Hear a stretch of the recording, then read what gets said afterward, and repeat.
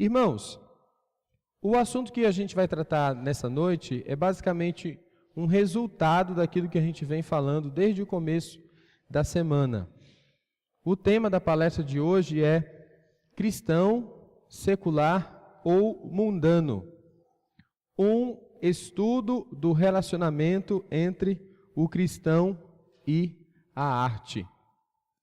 Então, nas primeiras duas palestras, nós falamos muito a respeito da adoração, do sentido bíblico da adoração, de como nós devemos ter uma vida de santidade, e essa vida de santidade é aplicada para cada um dos itens, da nossa vida, cada um dos aspectos do nosso cotidiano. Vimos também um pouco a respeito da própria linguagem musical, de como essa linguagem musical, utilizada no contexto da igreja, levando em consideração a cultura, pode ser usada de maneira mais apropriada. E ontem nós falamos a respeito do relacionamento entre o cristão e a cultura. E nós vimos que nós devemos ter um relacionamento dinâmico com a cultura. Não simplesmente adotar tudo que a cultura nos diz, mas verificar o que na cultura expressa também a verdade cristã e ser, de certa maneira, influenciado por esse componente cultural, usando esse componente cultural, esse conhecimento, providenciado pela cultura, que no caso é um resultado da graça de Deus, usar esse conhecimento para fazer melhor também na obra de Deus e viver de forma mais plena. Então, hoje eu gostaria de falar especificamente de um aspecto mais estreito da cultura, que é a arte. E eu gostaria de, neste momento, trabalhar principalmente o conceito de arte, a definição do que é ser um cristão à luz do cristianismo, à luz das Escrituras, melhor. E também gostaria, agora, no segundo momento, apresentar para os irmãos um panorama da história da arte, identificando quais são as influências do sistema de ideias cristianismo sobre a arte e, no final, estabelecer algumas diretrizes para que o cristão possa se relacionar com a arte de forma também criteriosa. Então vamos começar. O que é a arte? Bem, no meu entendimento, a arte é o esforço humano em alcançar, por meios naturais, ideias de beleza na expressão dos seus pensamentos, da sua cosmovisão, das suas emoções e do seu interior, servindo a um propósito, seja ele comercial, filosófico, político, religioso, social ou até mesmo artístico em si. Bem, é uma definição bem grande, tem muitos elementos aí, mas eu gostaria que vocês atentassem principalmente para essa expressão, ideais de beleza. Então, quando a gente faz arte? A gente faz arte quando a gente intenta, quando a gente quer, através de um determinado meio, por exemplo, as cores, atingir um determinado ideal de beleza. Então nós vamos ver vários exemplos de pinturas que, se nós formos reduzir as pinturas ao seu mínimo, vamos notar que pintura é simplesmente uma pessoa que se sentou à frente de um determinado quadro que está em branco, pegou um monte de cores diferentes e se expressou através dessas cores naquele quadro em branco. Evidentemente, essa pessoa utilizou não somente as cores em si, mas ela se valeu de uma determinada técnica e ela queria expressar algo, ela tinha ideias para expressar, ela tinha sentimentos para expressar. Então, ela também tinha o que eu estou chamando aqui de ideal de beleza. Então, ela achava, em termos culturais, que o belo era aquilo que ela estava procurando. Evidentemente que o belo pode ser descrito de maneira objetiva. Isto é, se tem proporção, é belo. Se tem equilíbrio, é belo. Se tem uma lógica, é belo. Mas nem sempre o artista se dobra a esses ideais de beleza que são assim mais objetivos, que você pode até medir matematicamente, e ele rompe, né, com aqueles padrões objetivos de beleza para seguir os padrões subjetivos de beleza, ideais de beleza que ele mesmo tem. E o resultado na pessoa que aprecia aquele objeto artístico é o que nós chamamos experiência estética.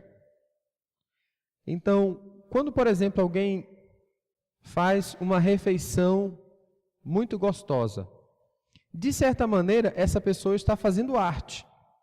Porque ela está pegando um monte de materiais assim diferentes, unindo esses materiais em proporções certas, fazendo com que esses materiais cozinhem a uma certa temperatura por um certo tempo, e depois de tudo aquilo estar misturado, aquela comida tem um determinado sabor. Quando você pega um pedaço ou uma parte daquela comida e coloca na boca, você sente o gosto daquela comida. Se aquele ideal foi atingido, então você sente um certo prazer naquela comida. E o prazer não está somente naquelas substâncias em si. O prazer também está dentro de você, naquilo que você entende que é gostoso, na sua experiência de vida, na sua cultura, na sua, por exemplo, experiência gastronômica de ter comido esse, aquele e aquele outro alimento.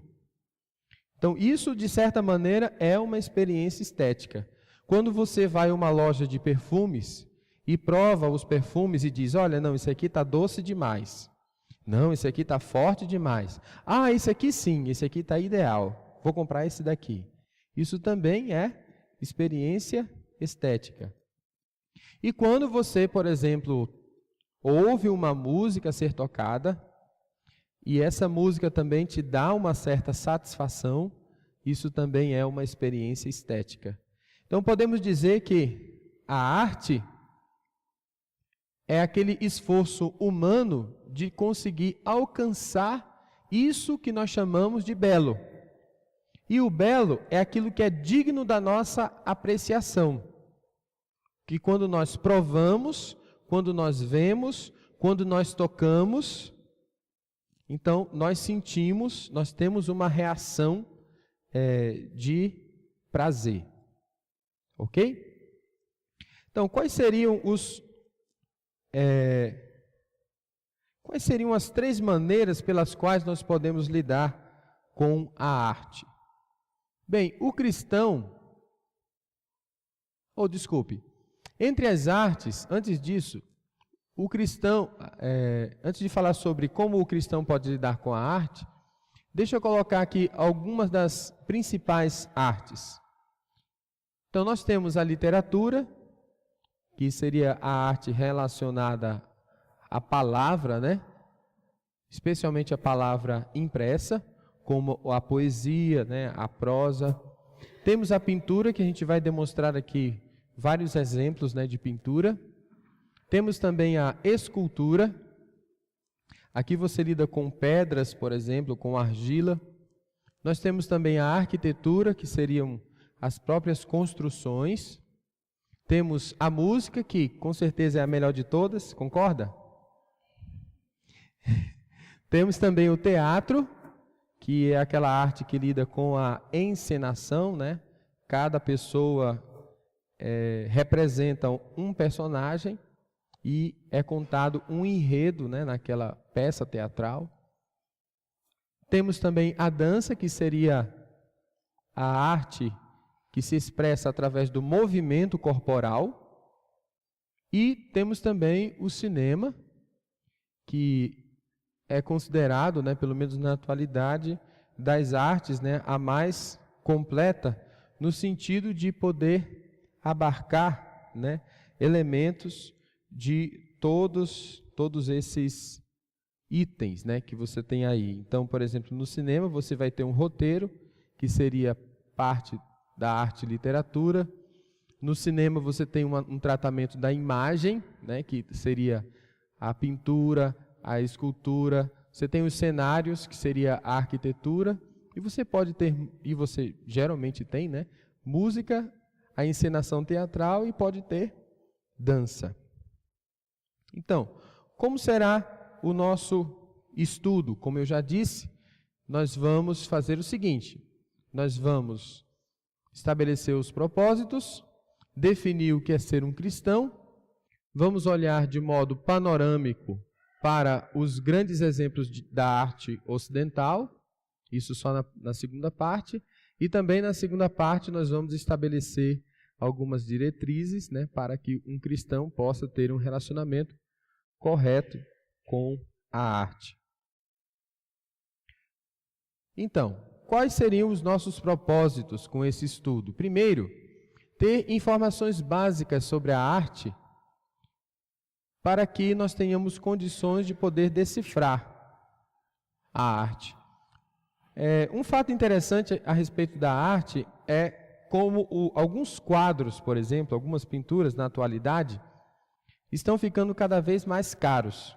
Então você pode ter um quadro, por exemplo, de Van Gogh, e esse quadro valer 4 milhões de dólares, por exemplo. Então 4 milhões de dólares é muito dinheiro, né? E algumas pessoas dizem que certos pintores em vida nunca conseguiram vender um quadro sequer, e morreram na pobreza. Mas os quadros dos mesmos pintores hoje valem milhões. E aí você fica se perguntando, mas por quê? Será que tem algum valor, né, mesmo naquele quadro? Bem, aqui a gente poderia dar duas respostas. A primeira resposta é que realmente existe na atualidade o que nós poderíamos chamar de especulação em termos de capital com respeito aos valores das obras de arte. Então, do mesmo jeito que, por exemplo, há uma especulação imobiliária, que ela se aplica aos terrenos, às casas, então há uma especulação para o mundo da arte. Então, não sei se você se lembra, mas talvez há 10 anos atrás, no nosso país, os terrenos e as casas eram muito mais baratas. Bastante baratas. Né? Eu me lembro de ter comprado a minha casa por um preço de R$24 mil há 10 anos atrás. E hoje a mesma casa, do mesmo jeitinho, seria vendida a R$180 mil. Então, um salto assim gigantesco. Mas o que foi que aconteceu? Eu coloquei ouro naquela casa para ela valer tanto assim? De jeito nenhum. Houve uma mudança na atitude, nas relações de mercado. Certo? Porque o preço, no fim das contas, é aquilo que o consumidor, né, acha que vale, e não necessariamente aquilo que vale.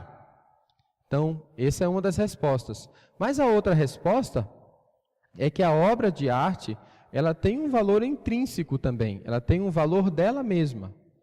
Então, a obra de arte tem a ver com a relação, né, que aquela pintura, que aquela escultura, que aquela sinfonia, aquele poema tem com as outras obras de arte que foram criadas naquele mesmo momento, naquele mesmo espaço de tempo. E às vezes 2 ou 3 explicações que você ouve a respeito daquela escultura, daquela pintura, te ajudam a entender por que que aquele pintor ali é tão famoso, é tão, de certa maneira, até reverenciado, e por que aquelas obras daquele pintor ou aquelas obras daquele compositor são tão valiosas. E outra questão que talvez seja mais importante do que o valor das obras de arte é aquela necessidade que nós temos de aprender a apreciar aquilo. Porque aquilo tem uma riqueza cultural, uma riqueza que também manifesta a glória de Deus, que nós devemos aprender a apreender, certo? Que nós devemos aprender a enxergar e a ser, de certa maneira, beneficiados por aquela obra. Também notar como o homem é criativo, como um reflexo da glória de Deus, foi o que eu acabei de falar. Estabelecer com clareza o que é o cristianismo e o que é ser cristão. E, por fim, concluir uma série de orientações práticas para que um cristão possua um relacionamento positivo com todas as artes, apreciando-a de modo criterioso. E aqui eu gostaria de enfatizar essa expressão aqui, criterioso. Não é que você vai apreciar qualquer tipo de obra de arte. Não é que você vai engolir qualquer coisa que as pessoas façam por aí. Você vai aprender a apreciar, sim. Você vai identificar como Deus, em sua graça, manifestou a sua glória através dessa produção humana, mas também você vai poder identificar aqueles momentos em que os artistas se afastaram da glória de Deus e acabaram, de certa maneira, pronunciando, um manifesto de revolta contra o cristianismo e revolta também contra a visão de mundo cristã.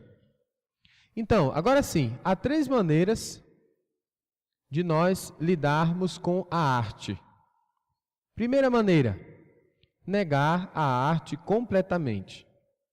Ora, esse negócio de você ficar ouvindo sinfonia de fulano de tal, bobagem. Ele era um ímpio, então não vou ouvir de jeito nenhum. Esse negócio de eu ficar apreciando essas pinturas desses homens que viveram centenas de anos atrás, isso é bobagem. Será que é bobagem mesmo?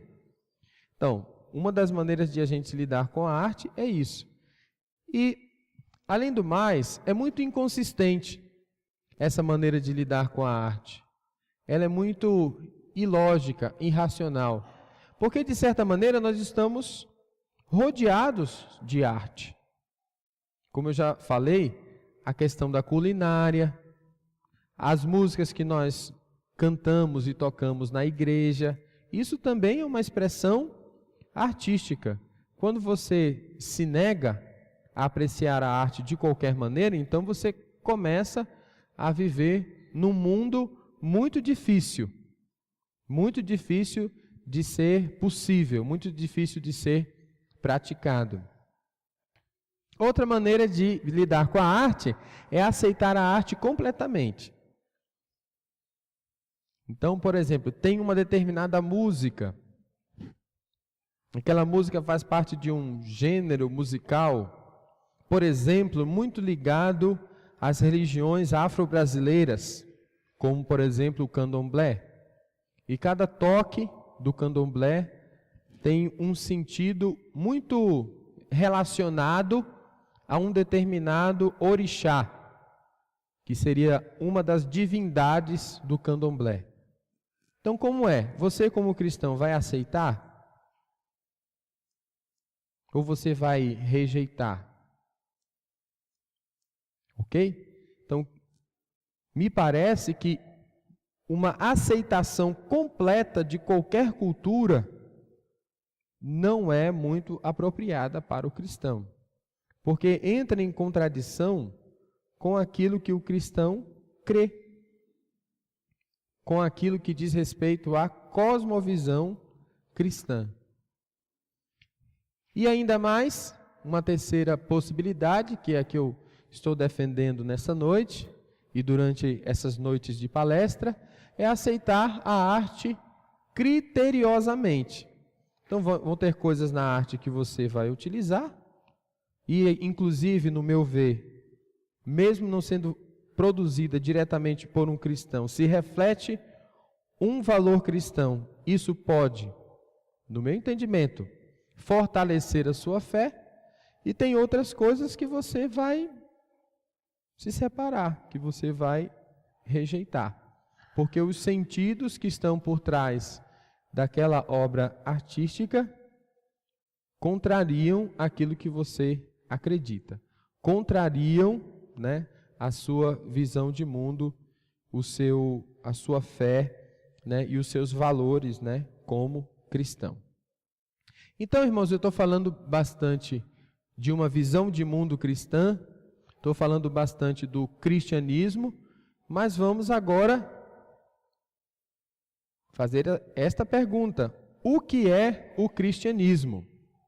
Bem, o cristianismo é o sistema de ideias, valores e comportamentos centrados na pessoa e nos ensinos de Cristo, cujos textos se encontram nos escritos do Novo Testamento.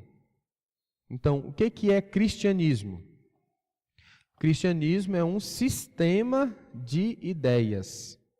Esse sistema de ideias está centrado nos valores, e aqui você pode pensar em ideias, você pode pensar em posicionamentos, até posicionamentos morais, e também comportamentos, né? O cristianismo sem uma prática, somente no campo das ideias, não é cristianismo.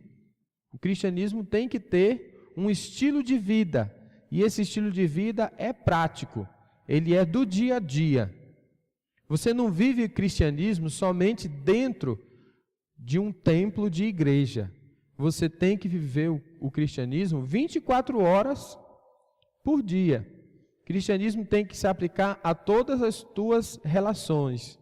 Tem que se aplicar às tuas relações familiares, àquilo que você faz no trabalho, como você se comporta no trânsito. E o culto, ele é só mais um aspecto, podemos dizer, dessa vida cristã.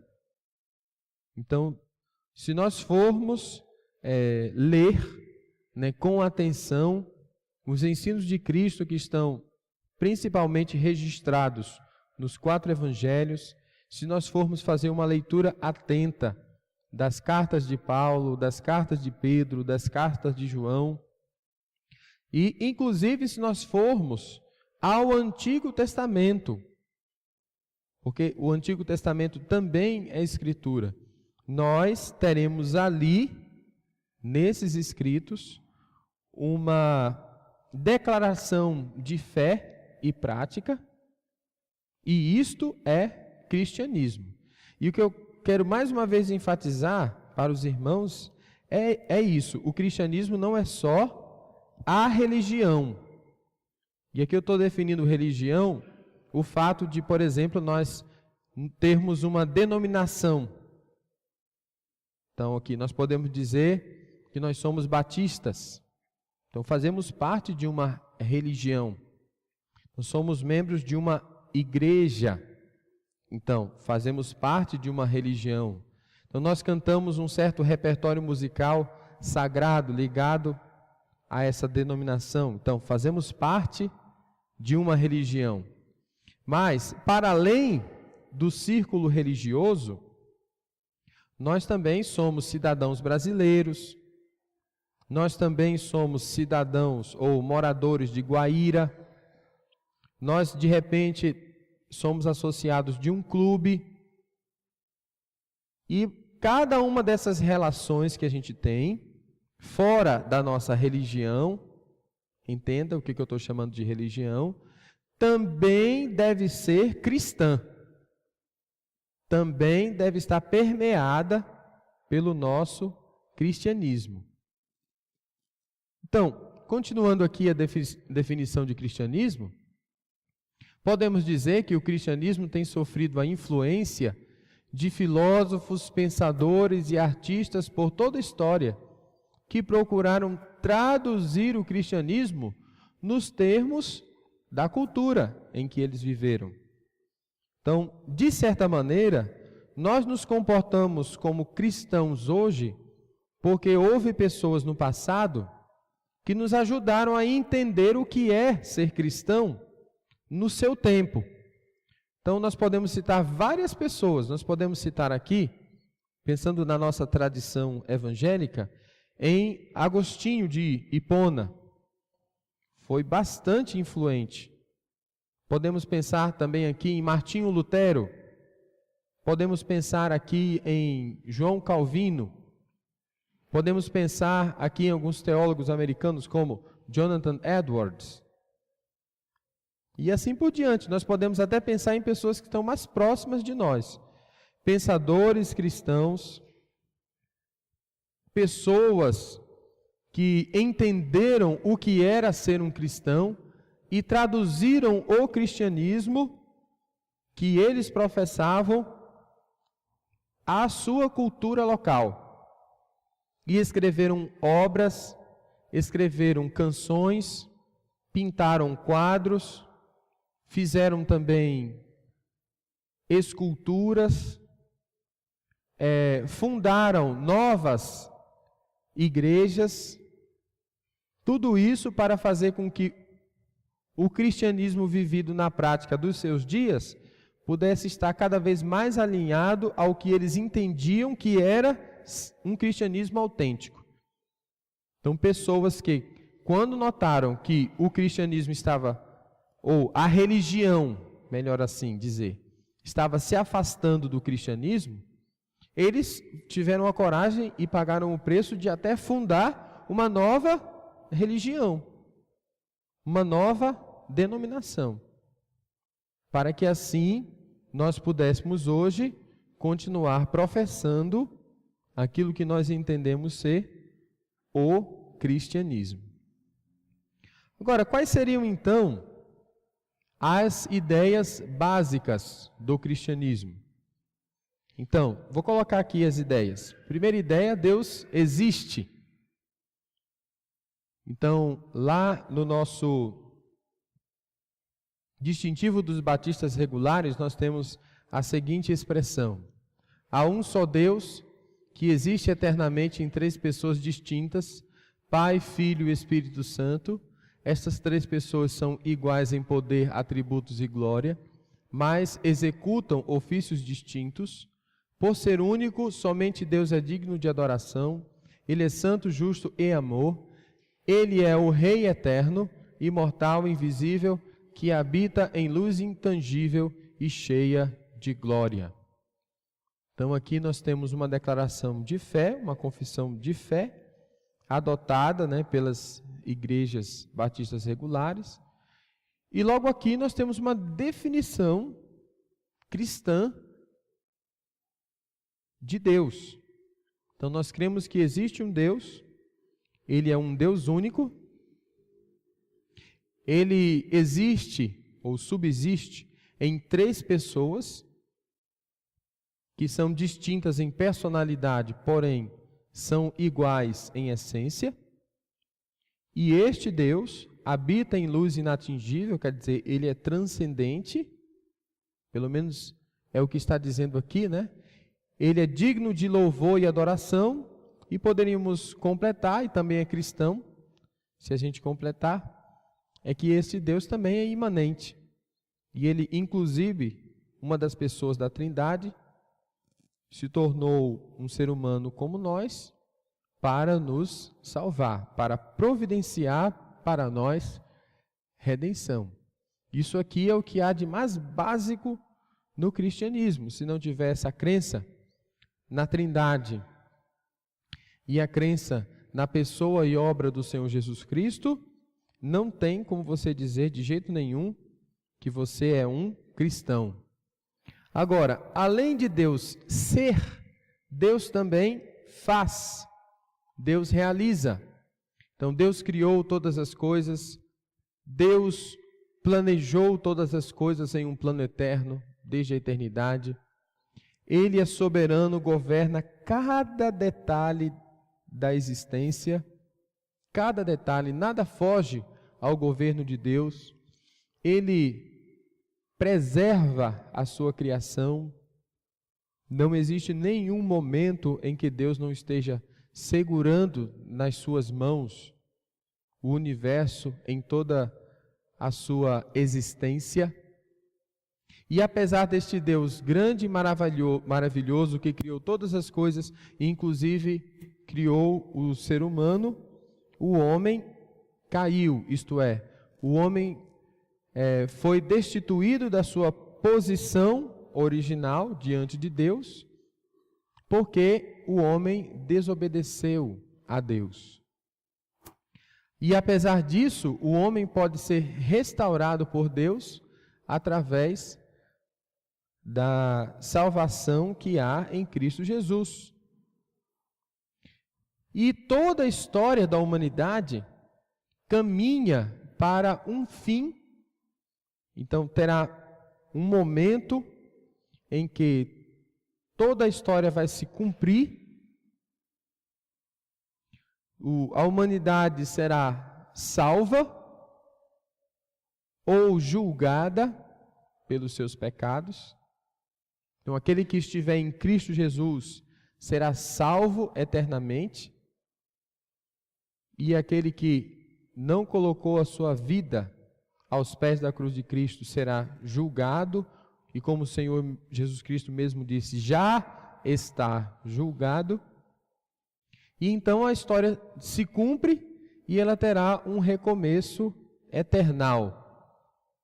E se você ler, por exemplo, o último capítulo da Bíblia, capítulo 22, do livro de Apocalipse, você vai ver que ali Deus cria novos céus e nova terra, e o povo de Deus habita eternamente com Ele, e toda aquela condição que o homem tinha no Jardim do Éden, não somente é restaurada, como também é ampliada para toda a eternidade.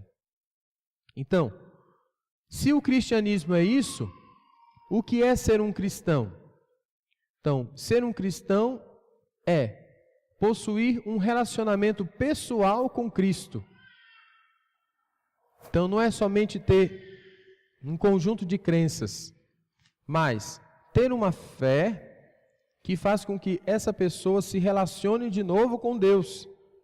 E se relacione de novo com Deus através da comunhão com o Filho, que é o Senhor Jesus Cristo, comprometendo sua vida com os valores cristãos. E ser um cristão também é ter uma visão de mundo cristã.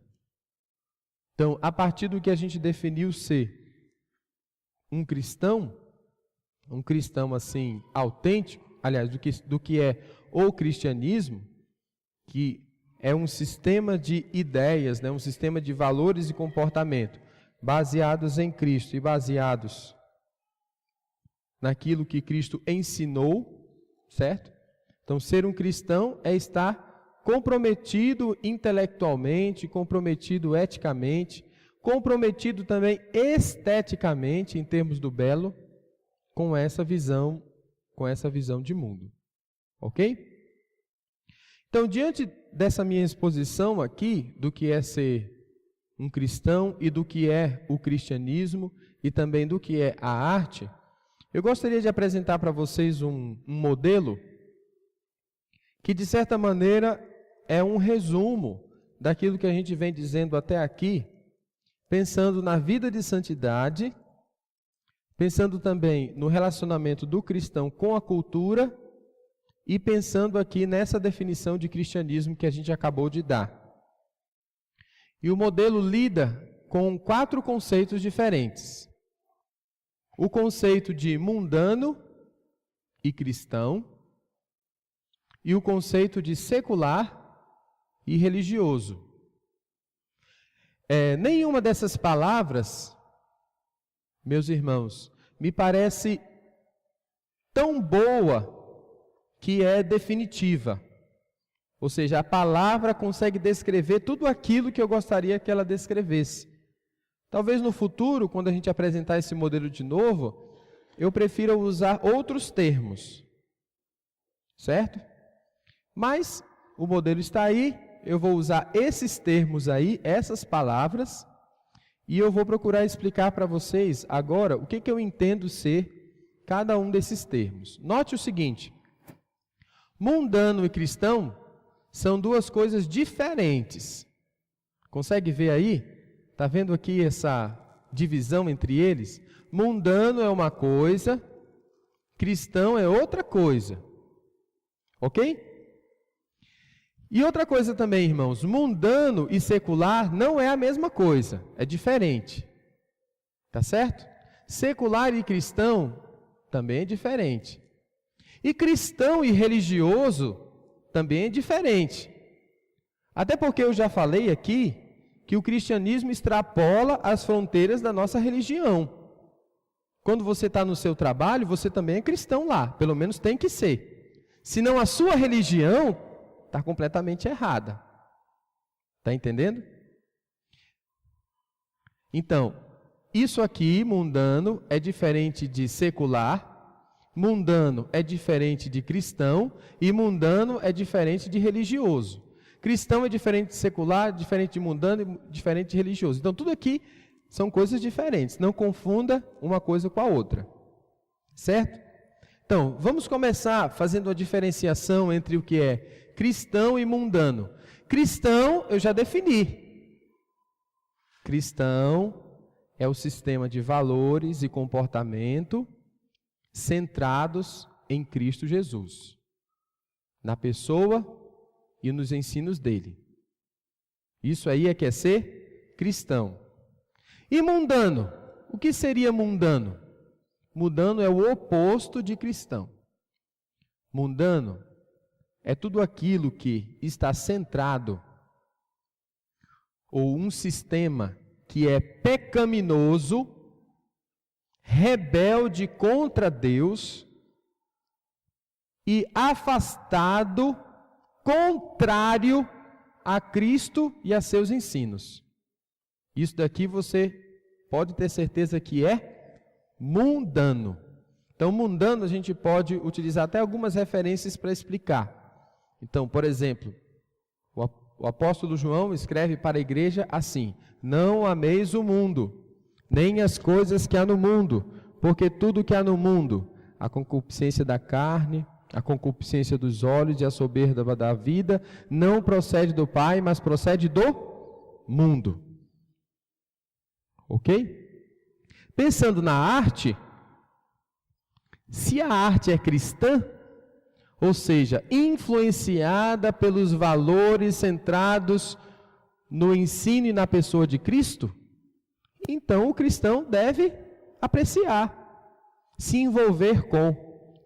Mas se a arte é mundana, isto é, uma arte influenciada por um sistema pecaminoso governado por Satanás, baseado no desejo da carne, no desejo dos olhos e na soberba da vida, então você tem que rejeitar, porque aquilo é contrário ao seu cristianismo.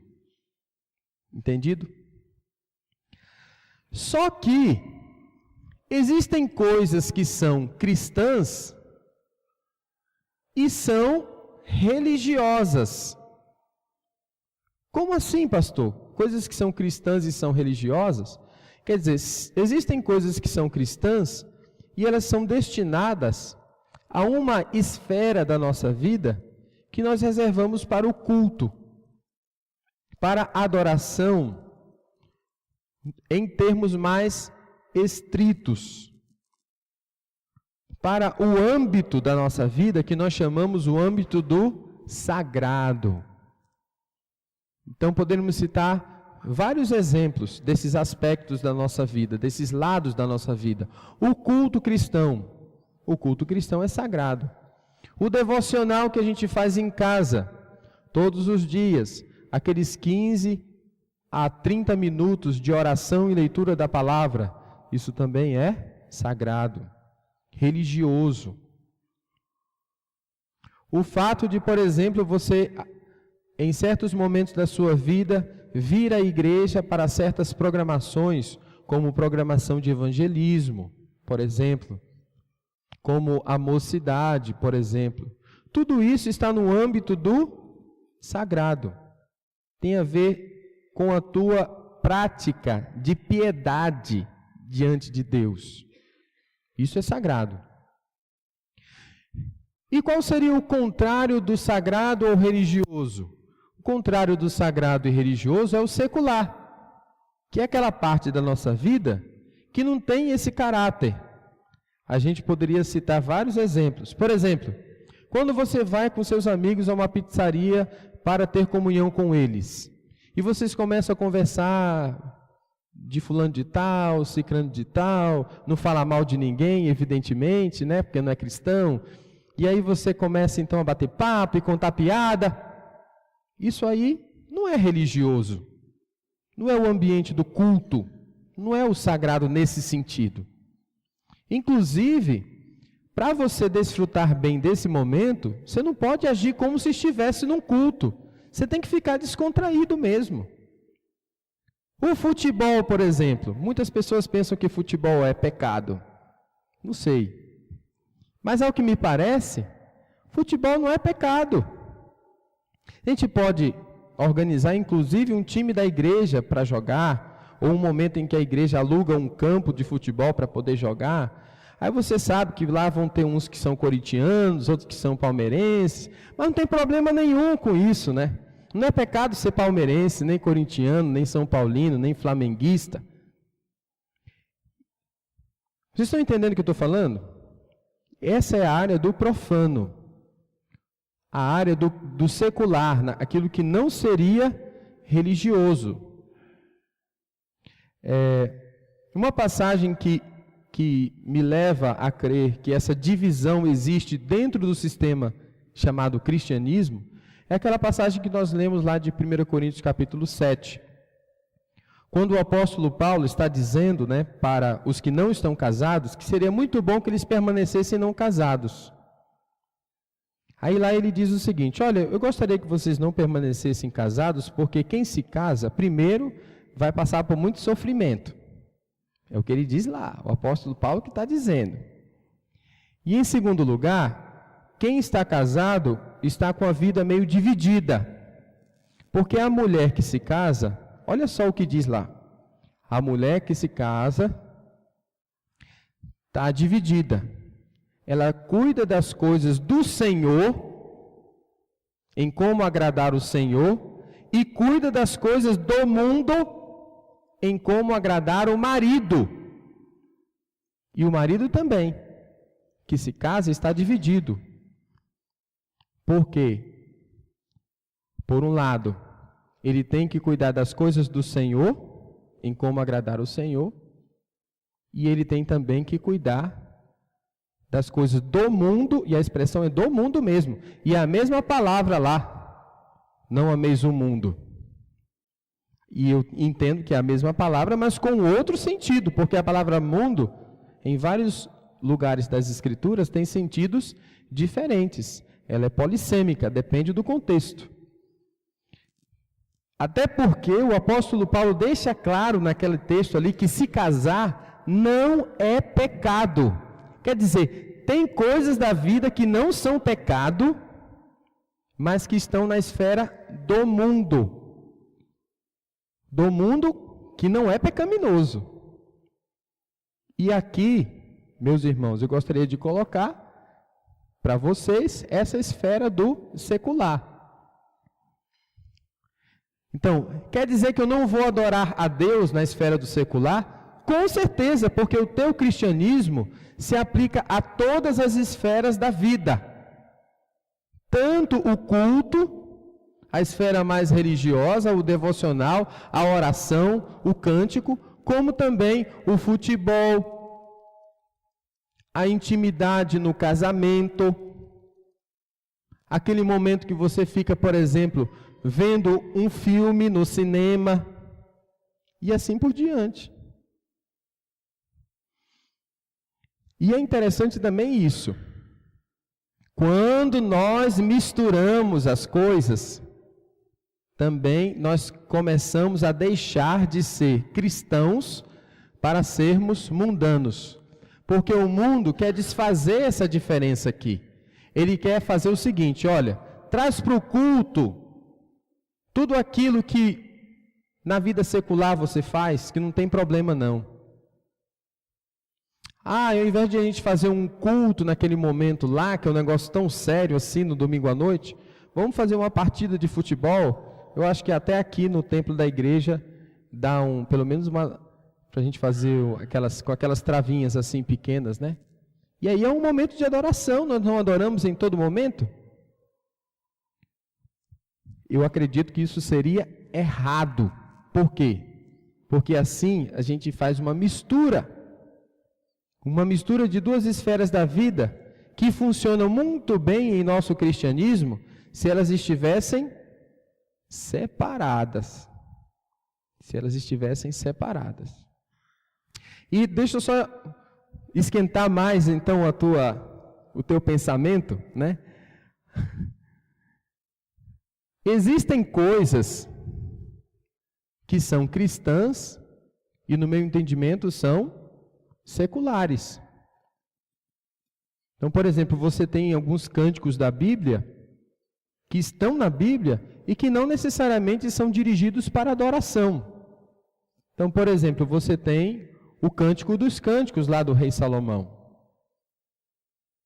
Então, ali está celebrando o amor entre o esposo e a esposa.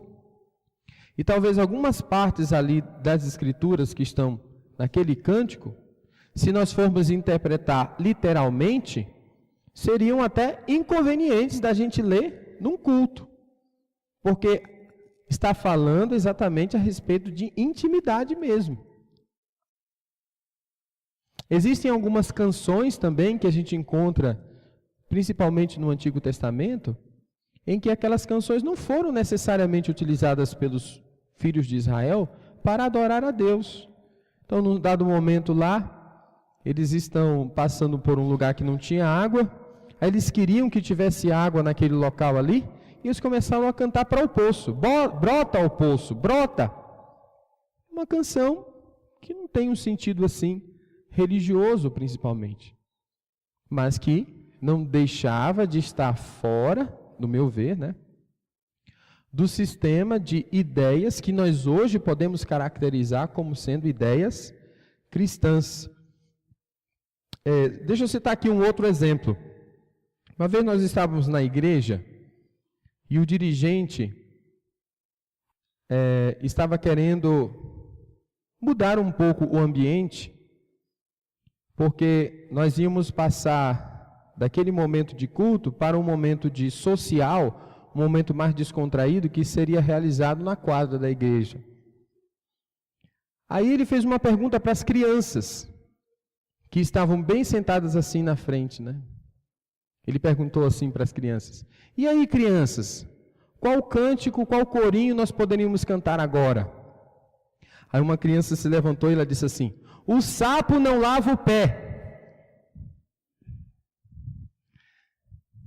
Aí vocês acham que esse dirigente atendeu a esse pedido da criança? O sapo não lava o pé? Bom, certamente que não, porque ele estava lá no culto.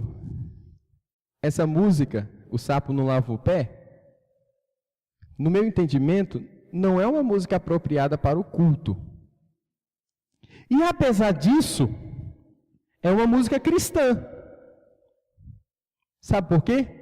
Porque aquela música ensina para as crianças a terem higiene. Porque se elas não tiverem higiene, então elas vão perder a saúde. É uma música cristã. Essa música é cantada em toda a educação infantil por todo o Brasil. Ela é engraçada e ela ensina uma verdade importantíssima, que eu acredito também é uma verdade cristã. E apesar de estar ensinando uma verdade cristã, é uma verdade secular, que não seria apropriada para o culto. E deixa eu dizer outra coisa também para vocês. Existem coisas que são mundanas e são religiosas também. Você já pensou nisso? Tem coisas que são mundanas e são religiosas também. Então nós temos, por exemplo, no cancioneiro religioso do Brasil, vários cânticos que são em louvor a Nossa Senhora. Inclusive cânticos muito bonitos, eu poderia dizer. Mas eu não posso dizer que aquele tipo de veneração a Nossa Senhora é uma veneração cristã.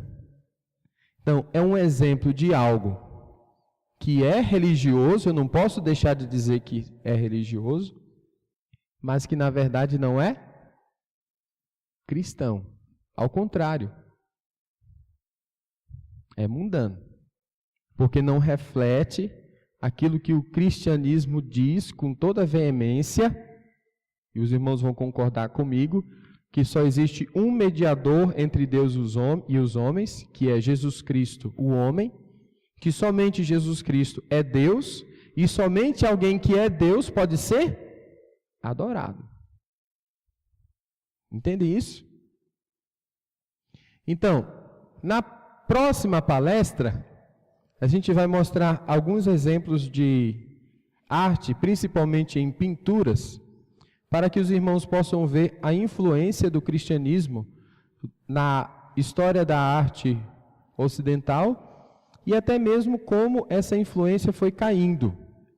E no final dessa palestra, a gente vai procurar dar alguns critérios, apenas 3 critérios, para que a gente possa se relacionar com a arte de forma adequada, nesse caso, de modo cristão. Então, muito obrigado, irmãos.